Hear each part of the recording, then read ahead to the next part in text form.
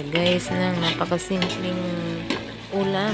Gulay lang yun guys. May konting bawang. Pero maraming sibuyas. May isang buong bell pepper at maraming kamatis. And then ang panghuli dyan guys yung ating pinaretong talong. Ihalo lang natin dyan. At sangkapan natin ng asin at paminta. Lagyan natin ng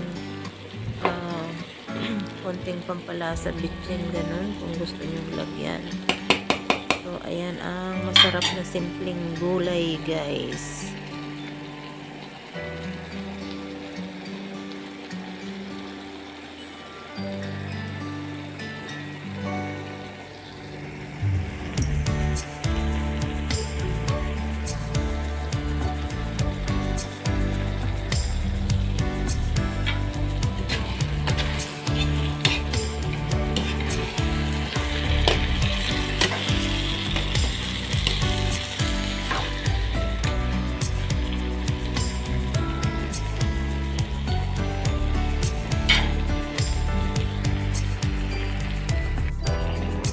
So, ito naman guys ay ang isda na yan, yung shellfish.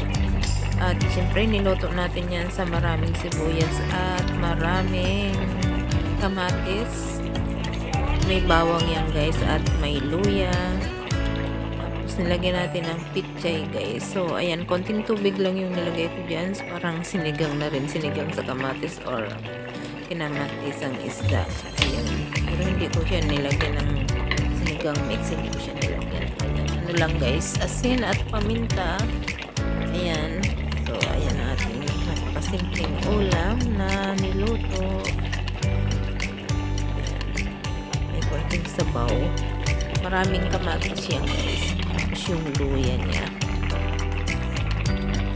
Ating ulam. Yung simpleng gulay at isda.